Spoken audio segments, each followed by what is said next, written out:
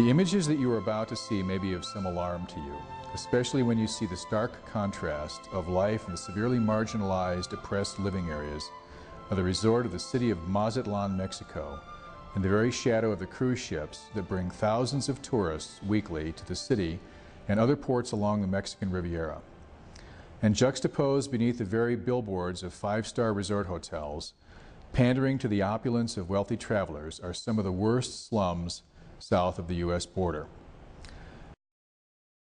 The images are very emotional, and I hope that you will clearly hear God's loud voice speaking directly to your heart and your conscience as you observe the plight of these families who anxiously search, often in vain, for anything of value of some discarded trash item that might provide a meager few coins to help them survive. The cultural name given to these forlorn people is pepemodores. Entire families spend 12 to 14 hours a day dodging large machinery to scrounge through the almost valueless garbage for discarded material, clothing, or items that they sell to recyclers or that they might use in constructing their homes. I recall visual images of people ripping through just delivered garbage bags and sifting through rancid food and rubbish, hoping to find discarded items that they can bring to their families or trade to recyclers to avoid some long intervals without income. Several times each week, the Vineyard Church of Mazatlan intervenes in this chaos, bringing food, water, a handshake, a hug, and encouraging words to these eager recipients. As you can observe, many won't or can't stop long enough to receive the meal, fearing that they might not achieve their goals or that they might miss something of value. I was curious about all of the young people who were working in the dump, and I asked one particular young woman who could easily have passed for a cheerleader or head girl at any school, and her family about why she chose to be here at the city dump working instead of in school. I am 16 years old, and I did go to the school, but now no, because I have to work. The children of these dump workers are left behind in their colonia during the day and are cared for by women who share the parenting duties for those who work nearby in the dump. The living conditions of the Urias Colonia are some of the worst of all the poorest areas of the Mazatlan slums. In many cases, they have no latrines, no electricity, and no potable water. The heavy truck traffic to and from the dump stirs up clouds of dust, mixing it with exhaust fumes and the constant din and danger of passing vehicles. Children play in piles of broken rubble and miraculously run around their colonia without shoes, seemingly without incident or foot wounds. One of the better moments during their meager existence occurs when the Vineyard food bus arrives, bringing bottled water, fruit, and a meal.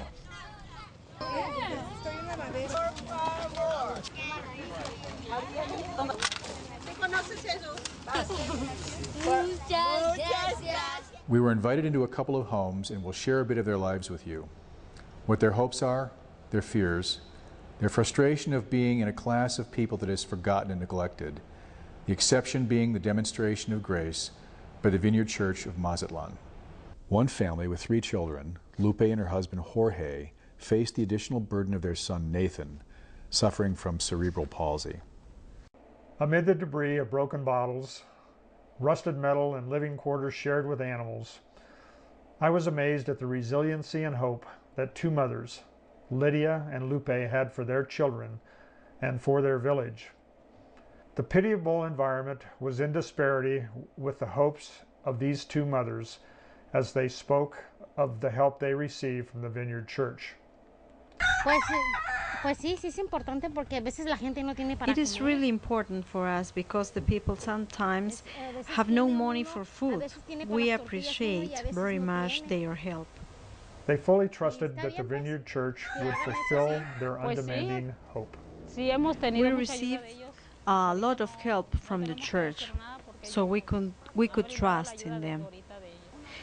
It is good because sometimes we haven't any food to eat, and it is good especially for the children. I was stunned to learn that they believed that God knew them in this God-forsaken place. I trust in God, and I think that He someday will give me a better life. The families in these colonias suffer from a lack of privacy and security without doors and fences to protect their meager possessions.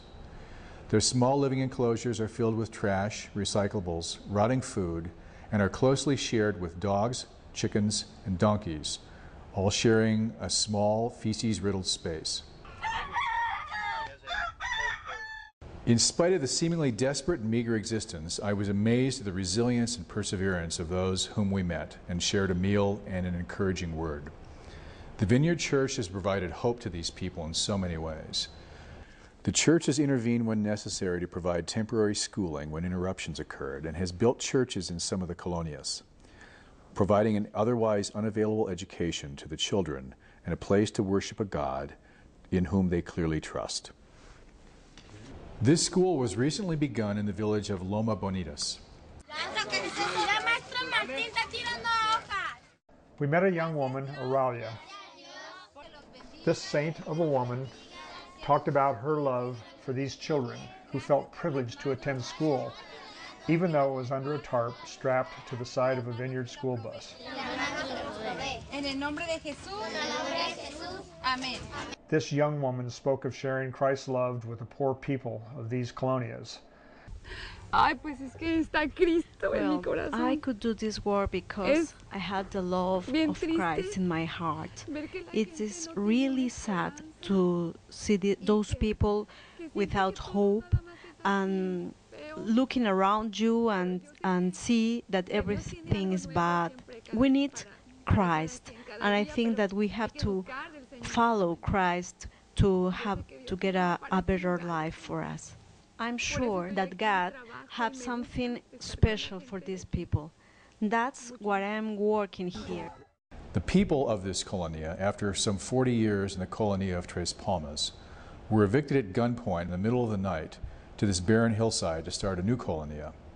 We were amazed at their fortitude, their fierce will to survive, and their desire to have their children educated. Without the assistance of the Vineyard, there would be no hope for the futures of the children. Alicia was the perceived leader of Loma Bonita. She reiterated her thankfulness to the work of the Vineyard Church in her life, and for the work of the church providing the basic needs of food and water. I thank God and the brothers of the church, and especially the American people of the Viña. I know them many years ago. She spoke of the desperation of their experience without help from the Vineyard. I am really concerned about our future. I think that now we have water, but not so clean in the amount that we need.